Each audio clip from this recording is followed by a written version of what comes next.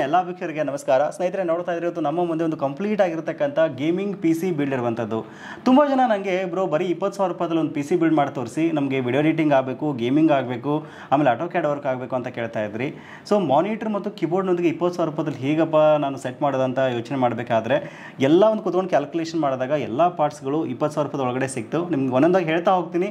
So ನಾನು ಮೊದಲನೇದಾಗಿ i7 4th generation choose ಮಾಡಿದ್ದೀನಿ. i7 4th ಜನರೇಷನ್ ಏನಕ್ಕೆ ಚೂಸ್ ಮಾಡಿದೆ ಅಂತಂದರೆ, ಮಾರ್ಕೆಟ್ನಲ್ಲಿ ಬೆಸ್ಟ್ ಪ್ರೈಸ್ಗೆ ಸಿಗ್ತಾ ಇದೆ. 3,800 ಇಂದ 4,000 ರೂಪಾಯಿ ಬಜೆಟ್ನಲ್ಲಿ ಸಿಗ್ತಾ ಇರುವಂಥದ್ದು. 4 ಕೋರ್ಸು ಮತ್ತು 8 ಥ್ರೆಡ್ಸ್ ಇರತಕ್ಕಂಥ ಪ್ರೊಸೆಸರ್ ಇದಾಗಿರುವಂಥದ್ದು. ಮ್ಯಾಕ್ಸಿಮಮ್ ಕ್ಲಾಕ್ ಸ್ಪೀಡ್ ಬಂದುಬಿಟ್ಟು 3.2 GHz ಕ್ಲಾಕ್ ಸ್ಪೀಡ್ನಲ್ಲಿ ಇದು ವರ್ಕ್ ಆಗುತ್ತೆ. ಸೊ ಹಾಗಾಗಿ ಯೂಟ್ಯೂಬ್ ವಿಡಿಯೋ ಎಡಿಟಿಂಗ್ಸ್ಗೆ, ಆಮೇಲೆ ಸಣ್ಣ ಪುಟ್ಟ ಒಂದು ಡಿಸೈನಿಂಗ್ ವರ್ಕ್ಗಳಿಗೆ ಇದು ಆರಾಮಾಗಿ ವರ್ಕ್ ಆಗುತ್ತೆ. ಅದಕ್ಕೋಸ್ಕರ ಇದನ್ನ ಚೂಸ್ ಮಾಡಿದೆ. ಸೊ ಈ ಪ್ರೊಸೆಸರ್ಗೆ ಸೆಟ್ ಆಗ್ತಕ್ಕಂಥ ಮದರ್ ಬೋರ್ಡ್ ಬಗ್ಗೆ ಮಾತಾಡೋದಾದರೆ H81 ಬೋರ್ಡು. ಸೊ ಒಂದು H81 ಬೋರ್ಡ್ನ ಒಂದು ವಿಶೇಷತೆ ಏನಪ್ಪ ಅಂತಂದರೆ, ಇದರಲ್ಲಿ ಕನ್ಸಿಸ್ಟೆಂಟ್ ಚೂಸ್ ಮಾಡಿದ್ದೀನಿ. ಏನಕ್ಕೆ ಕನ್ಸಿಸ್ಟೆಂಟ್ ಅಂದರೆ, ಬಜೆಟ್ನಲ್ಲಿ ಒಂದು ಸಿಗ್ತಕ್ಕಂಥ ಬೋರ್ಡ್ ಇದಾಗಿರುವಂಥದ್ದು. ಒಂದು 2,800 ಇಂದ 3,000 ರೂಪಾಯಿ ಆಸ್ಪಾಸ್ನಲ್ಲಿ ಸಿಗುತ್ತೆ ನಿಮಗೆ. ಇದರಲ್ಲಿ NVMe ಸ್ಲಾಟ್ ಕೊಟ್ಟಿರೋದು ಒಂದು ಬೆಸ್ಟ್ ಥಿಂಗ್ ಅಂತ ಹೇಳ್ಬೋದು. ಜೊತೆಗೆ 6 USB ಪೋರ್ಟ್ಸ್ನ ಕೊಟ್ಟಿದ್ದಾರೆ. ಅದರಲ್ಲಿ ನಿಮಗೆ 4 2.0 ಇದ್ದರೆ 2 ನಿಮಗೆ 3.0 ಪೋರ್ಟ್ಸಲ್ಲಿ ಸಿಗ್ತಾ ಇರುವಂಥದ್ದು. ಜೊತೆಗೆ 2 ಮಾನಿಟರ್ನ ಎಟ್ ಎ ಟೈಮ್ ಕನೆಕ್ಟ್ ಮಾಡ್ತಕ್ಕಂಥ ಆಪ್ಷನ್ಸ್ ಸಹಿತ ಇದೆ ಇದರಲ್ಲಿ, ಇನ್ ಕೇಸ್ ನೀವು ಗ್ರಾಫಿಕ್ಸ್ ಕಾರ್ಡ್ನ ಯೂಸ್ ಮಾಡಿಲ್ಲ ಅಂತಂದರೆ. ಏನಕ್ಕೆ ಅಂದರೆ ಇದರಲ್ಲಿ VGA ಮತ್ತು HDMI 2 ಕೊಟ್ಟಿದ್ದಾರೆ. ಬಟ್ ಇದರಲ್ಲಿ 4 GB ಗ್ರಾಫಿಕ್ಸ್ ಕಾರ್ಡ್ ಯೂಸ್ ಮಾಡಿದ್ದೀನಿ. ಇದ್ರ ಬಗ್ಗೆ ಮುಂದೆ ಹೇಳ್ತಾ ಹೋಗ್ತೀನಿ. ಸೊ ಇದನ್ನು ಬಿಟ್ಟರೆ ನೆಕ್ಸ್ಟು ಮೇನ್ ಆಗಿ ಗ್ರಾಫಿಕ್ಸ್ ಕಾರ್ಡ್ಗೆ ಮೂವ್ ಆಗೋದಾದರೆ GT 730 ಅಂತ 4 GB ಗ್ರಾಫಿಕ್ಸ್ ಕಾರ್ಡ್ ಇದೆ, ಆಯಿತಾ. ಸೊ ನೀವೇನಾದರೂ ವಿಡಿಯೋ ಎಡಿಟಿಂಗ್ಗೆ, ಸಣ್ಣ ಪುಟ್ಟ ವಿಡಿಯೋ ಎಡಿಟಿಂಗ್ಗೆ, ಗ್ರಾಫಿಕ್ಸ್ ಡಿಸೈನಿಂಗಿಗೆ ಅಥವಾ ಒಂದು ಆಟೋ ಕ್ಯಾಡ್ ವರ್ಕ್ಗಳಿಗೆ ಯೂಸ್ ಮಾಡ್ತೀರ ಅಂದರೆ 4 GB ಗ್ರಾಫಿಕ್ಸ್ ಕಾರ್ಡ್ ಬೇಕೇ ಬೇಕು. ಅದಕ್ಕೋಸ್ಕರ ಇದನ್ನು ಚೂಸ್ ಮಾಡಿದ್ದೀನಿ. ಇದ್ರ ಕಾಸ್ಟ್ ಬಂದುಬಿಟ್ಟು 3,600 ರೂಪಾಯಿ ಆಸ್ಪಾಸ್ನಲ್ಲಿ. ಆ ಕಡೆ ಈ ಕಡೆ 100-200 ರೂಪಾಯಿ ಹೆಚ್ಚು ಕಡಿಮೆ ಆಗುತ್ತೆ. ಡೈಲಿ ಚೇಂಜಸ್ ಆಗ್ತಾ ಹೋಗುತ್ತೆ. ಈ ಬಜೆಟಲ್ಲಿ ಸಿಗ್ತಾ ಇದೆ. ಆಮೇಲೆ ಮುಖ್ಯವಾಗಿ ಒಂದು 256 GB SSDನ ಯೂಸ್ ಮಾಡಿದ್ದೀನಿ. ಸೊ 1,950 ರೂಪಾಯಿ ಬಜೆಟ್ನಲ್ಲಿ ಸಿಗುತ್ತೆ. ಸೊ ತೊಗೊಂಡಂಗೆ ಇದೆ, ಆಯಿತಾ, ಮಾರ್ಕೆಟ್ನಲ್ಲಿ. ಸೊ ಇದನ್ನ ನಾನು ಏನಕ್ಕೆ ಚೂಸ್ ಮಾಡಿದೆ ಅಂತಂದರೆ, ಇಲ್ಲಿ ನಾನು ಹಾರ್ಡ್ ಡಿಸ್ಕ್ ಯೂಸ್ ಮಾಡ್ತಾ ಇಲ್ಲ, ಪ್ರೈಸ್ನ ರೆಡ್ಯೂಸ್ ಮಾಡಬೇಕಾಗಿತ್ತು. ಅದಕ್ಕೋಸ್ಕರ 256 GB SSD ಮಾತ್ರ ಇಲ್ಲಿ ಯೂಸ್ ಮಾಡ್ತಾ ಇದ್ದೀನಿ. ಆಮೇಲೆ ಮುಖ್ಯವಾಗಿ ರ್ಯಾಮ್ ಬಗ್ಗೆ ಮಾತಾಡೋದಾದರೆ 8 GB 2 ರ್ಯಾಮ್ ಯೂಸ್ ಮಾಡ್ತಾ ಇದ್ದೀನಿ, ಆಯಿತಾ. ಸೊ ಇಲ್ಲಿ ಸಹಿತ ನಾನು ಕನ್ಸಿಸ್ಟೆಂಟ್ ಚೂಸ್ ಮಾಡಿದ್ದೀನಿ. ನೀವು ಅಮೆಜಾನ್ ಚೆಕ್ ಮಾಡ್ಬೋದು, 1,600 MHz ಇರ್ತಕ್ಕಂಥ ರ್ಯಾಮ್ ಇದಾಗಿರುವಂಥದ್ದು. ಆಮೇಲೆ ತುಂಬ ಜನ ಪರ್ಚೇಸ್ ಮಾಡಿದರೆ ರೇಟಿಂಗ್ಸ್ ಅದು ತುಂಬ ಚೆನ್ನಾಗಿದೆ. ಚೆಕ್ ಮಾಡ್ಕೊಳ್ಳಿ ಒಂದ್ಸರಿ ಅಮೆಜಾನಲ್ಲಿ. ಇನ್ನು ಕ್ಯಾಬಿನೆಟ್ ಬಗ್ಗೆ ಮಾತಾಡೋದಾದರೆ ಜಿಬ್ರಾನಿಕ್ಸ್ ಕ್ಯಾಬಿನೆಟ್ ನಾನು ಯೂಸ್ ಮಾಡಿದ್ದೀನಿ. ಗೇಮಿಂಗ್ ಕ್ಯಾಬಿನೆಟ್, ಆಯಿತಾ. ತುಂಬ ಟ್ರಾನ್ಸ್ಪರೆಂಟ್ ಆಗಿದೆ. 3 ಪ್ರೀ ಇನ್ಸ್ಟಾಲ್ಡ್ RGB ಫ್ಯಾನ್ಸ್ ಸಹಿತ ಇಲ್ಲಿ ನಮಗೆ ಸಿಗ್ತಾ ಇರುವಂಥದ್ದು. ತುಂಬ ಚೆನ್ನಾಗಿದೆ. ಆಮೇಲೆ ತುಂಬ ಕಾಂಪ್ಯಾಕ್ಟ್ ಆಗಿದೆ, ಆಯಿತಾ. ನಿಮ್ಮ ಡೆಸ್ಕ್ ಮೇಲೆ ಇಟ್ಟಾಗ ಸಖತ್ತಾಗಿ ಕಾಣುತ್ತೆ. ನಾನು ಇಲ್ಲಿ ಬ್ಲ್ಯಾಕ್ ಚೂಸ್ ಮಾಡಿದ್ದೀನಿ. ಇವನ್ ನಿಮಗೆ ವೈಟ್ ಸಹಿತ ಆಪ್ಷನ್ ಇದೆ, ಮಾರ್ಕೆಟಲ್ಲಿ ಆರಾಮಾಗಿ ನಿಮಗೆ ಸಿಗುತ್ತೆ, ಚೂಸ್ ಮಾಡ್ಕೊಳ್ಬೋದು.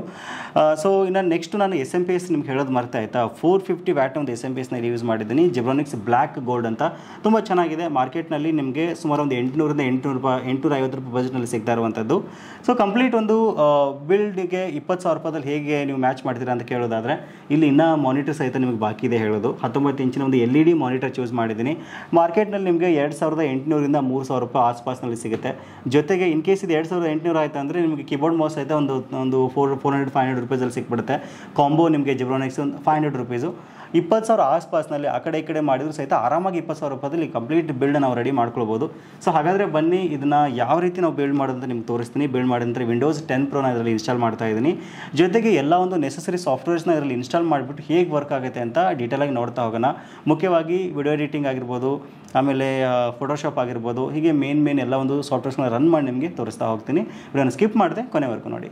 ಆ್ಯಕ್ಚುಲಿ ಒಂದು PC ಬಿಲ್ಡ್ ಮಾಡೋಕ್ಕೆ ಎಕ್ಸ್ಪರ್ಟ್ ಇದ್ವಿ ಅಂತಂದರೆ ಒಂದು 15-ರಿಂದ 20 ನಿಮಿಷ ಸಾಕು. ಬಟ್ OS ಲೋಡ್ ಮಾಡಿ ಅಪ್ಡೇಟ್ ಮಾಡೋಕ್ಕೆ ಟೈಮ್ ತೊಗೊಳುತ್ತೆ. ಇವಾಗ ನಾವು ಇಬ್ಬರು ಮಾಡ್ತಾ ಇದ್ದೀವಿ. ಸೊ ಇವನು ಈಗ ಒಂದು SMPSನ ಒಂದು ಕ್ಯಾಬಿನೆಟ್ಗೆ ಜೋಡಿಸ್ಕೋತಾನೆ. ಸೊ ಜಿಬ್ರಾನಿಕ್ಸ್ 450 ಬ್ಲ್ಯಾಕ್ ಗೋಲ್ಡ್ SMPSನ ಇಲ್ಲಿ ಯೂಸ್ ಮಾಡ್ತಾ ಇದ್ದೀವಿ. ಸೊ ನಾನು ಇವಾಗ ಬೋರ್ಡ್ನ ರೆಡಿ ಮಾಡ್ಕೋತೀನಿ. ಸೊ ನೋಡ್ತಾ ಇದ್ದೀರಾ, ಕನ್ಸಿಸ್ಟೆಂಟ್ ಬೋರ್ಡ್ ಓಪನ್ ಮಾಡ್ತಾ ಇದ್ದೀನಿ. ತುಂಬ ಚೆನ್ನಾಗಿದೆ.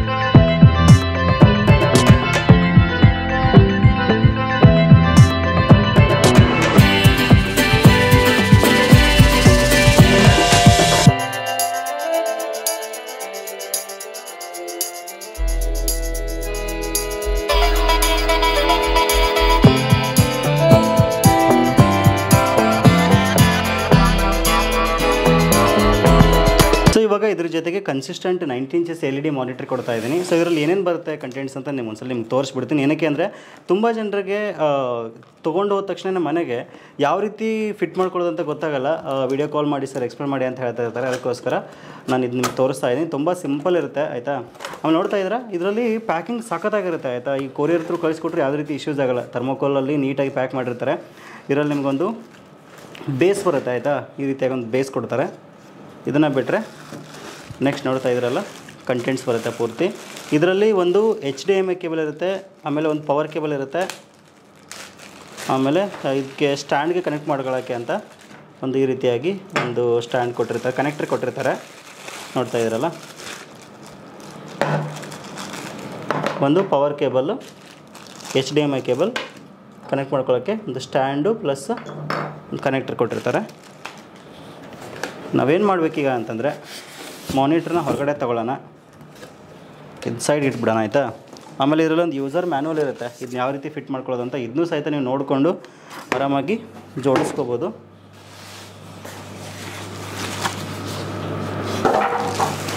ನೋಡ್ತಾ ಇದ್ರೆ ಮಾನಿಟರ್ ನಮ್ಗೊಡೋಕ್ಕೆ ನಮಗೆ ಈ ರೀತಿಯಾಗಿ ಸಿಗುತ್ತೆ.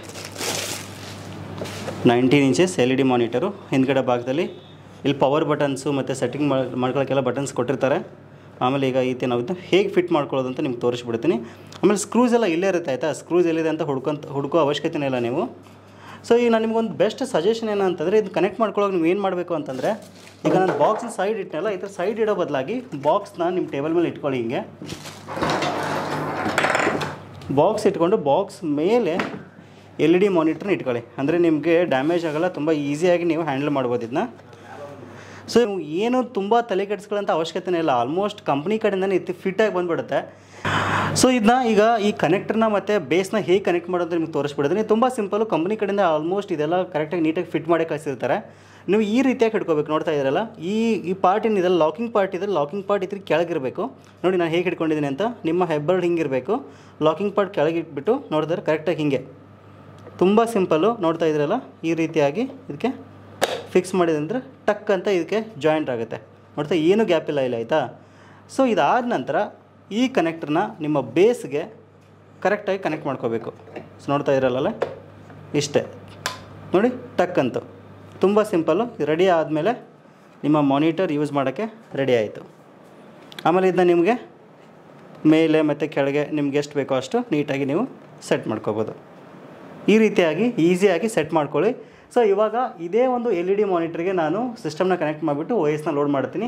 ಬನ್ನಿ ಹೋಗೋಣ. ಸೊ ನೋಡ್ತಾ ಇರೋ ಕಂಪ್ಲೀಟ್ ಸಿಸ್ಟಮ್ ರೆಡಿ ಆಗಿದೆ, ಪವರ್ ಕನೆಕ್ಷನ್ ಆಗಿದೆ. ಸೊ ಇವಾಗ ವಿಂಡೋಸ್ ಲೋಡ್ ಮಾಡೋಣ. ವಿಂಡೋಸ್ 10 Pro ಲೋಡ್ ಮಾಡ್ತಾ ಇದ್ದೀನಿ. ಜಸ್ಟ್ ಆನ್ ಮಾಡ್ಕೊಳ್ಳೋಣ ಸಿಸ್ಟಮ್ನ. ಅದಕ್ಕಿಂತ ಮುಂಚೆ USB 3.0ಗೆ ನಾನು ಪೆನ್ ಡ್ರೈವ್ನ ಕನೆಕ್ಟ್ ಮಾಡ್ತಾ ಇದ್ದೀನಿ. ಜಸ್ಟ್ ಆನ್ ಮಾಡೋಣ. ಸೊ ಈಗ ಹಿಂದ್ಗಡೆ SMP ಆಫ್ ಇದೆ ಆ್ಯಕ್ಚುಲಿ.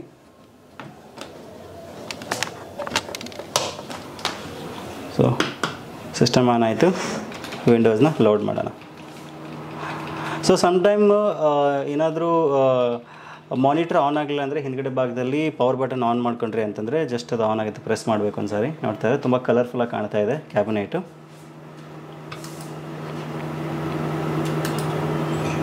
ಸೊ ನಮ್ಮ ಬ್ರ್ಯಾಂಡಿಂಗ್ ಸಹಿತ ಹಾಕಿದ್ದೀವಿ, ದುತಿ ಇನ್ಫೋಟೆಕ್ ಅಂತ. ನಿಮ್ಗೆ ನೋಡ್ತಾ ಇದ್ದಾರೆ ಫ್ಯಾನಲ್ಲಿ ಕಾಣ್ತಾ ಇದೆ.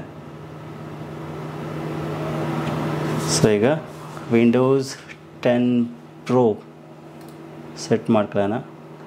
ಸೊ ಇಂಡಿಯಾ ಚೂಸ್ ಮಾಡೋಣ, ಇಂಗ್ಲೀಷ್ ಇಂಡಿಯಾ. ಓಕೆ, ಎಲ್ಲಿ ಇಂಡಿಯಾ. ಸೊ ಈಗ just next. So Windows load ಆಗೋಕ್ಕೆ ಒಂದು 15 to 20 ಮಿನಿಟ್ಸಲ್ಲಿ ಮುಗಿದೋಗ್ಬಿಡುತ್ತೆ. ಬಟ್ ಅಪ್ಡೇಟ್ ಮಾಡೋಕ್ಕೆ ತುಂಬ ಟೈಮ್ ತೊಗೊಳುತ್ತೆ ಆಯಿತಾ. Windows 10 Pro.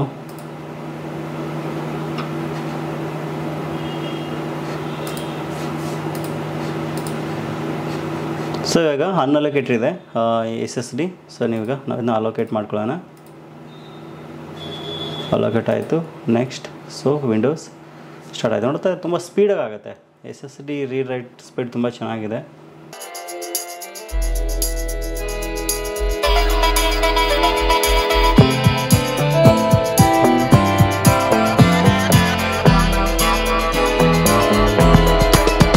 ನೋಡಿದ್ರಲ್ಲ, ಈ ರೀತಿಯಾಗಿ ಸಿಸ್ಟಮ್ ವರ್ಕ್ ಆಗುತ್ತೆ. ಆಲ್ಮೋಸ್ಟ್ ಎಲ್ಲ ಸಾಫ್ಟ್ವೇರ್ಸ್ ನಾವು ಲೋಡ್ ಮಾಡಿದ್ದೀವಿ. ನಿಮಗೆ ಸ್ಪೆಷಲಿ BGMI ಸೆಟಪ್ ಪ್ಲೇನ್ ಮಾಡಿ ನಿಮ್ಗೆ ತೋರಿಸ್ತೇನೆ ನಾನು. ನೀವೇನಾದರೂ ಯೂಟ್ಯೂಬ್ ವಿಡಿಯೋ ಎಡಿಟಿಂಗ್ ಮಾಡ್ತೀರಾ ಅಂತಂದರೆ, ಅಥವಾ ಫೋಟೋಶಾಪ್ 2021 ವರ್ಕ್ ಮಾಡ್ತೀರಾ ಅಂತಂದರೆ, ಗ್ರಾಫಿಕ್ಸ್ ಡಿಸೈನಿಂಗ್ಗೆ ಆಲ್ಮೋಸ್ಟ್ ಎಲ್ಲ ವರ್ಕ್ಗಳಿಗೆ ಇದು ಸೂಪರಾಗಿ ವರ್ಕ್ ಆಗುತ್ತೆ. ನಿಮ್ಮ ಬಜೆಟ್ ಬರೀ 20,000 ರೂಪಾಯಿ ಮಾತ್ರ ಇದೆ, ಕಂಪ್ಲೀಟ್ ಸೆಟಪ್ ಬೇಕು ಅಂತಂದರೆ ಇದೊಂದು ಬೆಟರ್ ಚಾಯ್ಸ್ ಅಂತ ನನಗನ್ಸುತ್ತೆ. ಸೊ ಇನ್ ಕೇಸ್ ನೀವೇನಾದರೂ ಈ ಸಿಸ್ಟಮ್ನ ಪರ್ಚೇಸ್ ಮಾಡಬೇಕು ಅಂದ್ಕೊಂಡಿದ್ದೀರಾ ಅಂತಂದರೆ ನಮ್ಮ ವೆಬ್ಸೈಟಲ್ಲಿ ಸಹಿತ ಅವೈಲೇಬಲ್ ಇದೆ, mypcmaker.com ಅಂತ. ವಿಡಿಯೋದ ಡಿಸ್ಕ್ರಿಪ್ಷನ್ ನಿಮಗೆ ನೇರವಾದ ಲಿಂಕನ್ನು ಕೊಟ್ಟಿದ್ದೀನಿ, ಅಲ್ಲಿ ಸಹಿತ ನೀವು ಆರಾಮಾಗಿ ಇದನ್ನ ಪರ್ಚೇಸ್ ಮಾಡ್ಬೋದು. ಇಲ್ಲ ನೇರವಾಗಿ ನೀವು ಸಿಸ್ಟಮ್ನ ನೋಡಿಬಿಟ್ಟು ಎಕ್ಸ್ಪೀರಿಯನ್ಸ್ ಮಾಡಿ ಪರ್ಚೇಸ್ ಮಾಡ್ತೀರಾ ಅಂತಂದರೆ ನಮ್ಮ ದಾವಣಗೆರೆಯಲ್ಲಿ ಒಂದು ಸ್ಟೋರ್ ಇದೆ, ದುತಿ ಇನ್ಫೋಟೆಕ್ ಅಂತ. ಕಂಪ್ಲೀಟ್ ಅಡ್ರೆಸ್ ಮತ್ತು ಗೂಗಲ್ ಮ್ಯಾಪ್ ಲೊಕೇಶನ್ ನಿಮಗೆ ವಿಡಿಯೋದ ಡಿಸ್ಕ್ರಿಪ್ಷನ್ ಸಿಗುತ್ತೆ, ಅಲ್ಲಿ ಸಹಿತ ನೀವು ಆರಾಮಾಗಿ ಬಂದು ತೊಗೊಳ್ಬೋದು. ಇನ್ ಕೇಸ್ ನೀವು ಆನ್ಲೈನ್ ಆರ್ಡರ್ ಮಾಡ್ತೀನಿ ಅಂದರೆ ಸ್ಕ್ರೀನಲ್ಲಿ ಕಾಣ್ತಕ್ಕಂಥ ನಂಬರ್ಸ್ಗೆ ನೀವು ಕಾಂಟ್ಯಾಕ್ಟ್ ಮಾಡಿ ಆರಾಮಾಗಿ ಪರ್ಚೇಸ್ ಮಾಡ್ಬೋದು. ಮಲ್ಟಿಪಲ್ ಪೇಮೆಂಟ್ಸ್ ಆಪ್ಷನ್ ಇದೆ, ಸೊ ಆರಾಮಾಗಿ ನೀವು ಅದನ್ನ ಪರ್ಚೇಸ್ ಮಾಡ್ಕೋಬೋದು. ಇನ್ ಕೇಸ್ ನಿಮ್ಮ ಫ್ರೆಂಡ್ಸು ಫ್ಯಾಮಿಲಿ ಮೆಂಬರ್ಸಲ್ಲಿ ಯಾರಾದರೂ ಒಂದು ಬರೀ 20,000 ರೂಪಾಯಿ ಬಜೆಟ್ನಲ್ಲಿ ಒಂದು ಬೆಸ್ಟ್ PC ಬಿಲ್ಡ್ನ ನೋಡ್ತಾ ಇದ್ದೀರಾ ಅಂತಂದರೆ ಮಿಸ್ ಮಾಡಿದ ಅವ್ರಿಗೂ ಸಹಿತ ಶೇರ್ ಮಾಡಿ. ಸ್ಪೆಷಲಿ ಆಟೋಕ್ಯಾಡ್ ವರ್ಕ್ಗೆ ಸ್ಟೂಡೆಂಟ್ಗಳಿಗೆ ಪ್ರಾಕ್ಟೀಸ್ ಮಾಡೋಕ್ಕೆ ಬೇಕು ಅಂತಂದರೆ ಇದು ಸಖತ್ತಾಗಿ ಯೂಸ್ಫುಲ್ ಆಗುತ್ತೆ. ಸೊ ಇದಿಷ್ಟು ಇವತ್ತಿನ ಮಾಹಿತಿ. ಸಿಗೋಣ ಮತ್ತೆ ಮುಂದಿನ ಇಂಟ್ರೆಸ್ಟಿಂಗ್ ವಿಡಿಯೋ ಒಂದಿಗೆ. Thank you for watching. Take care.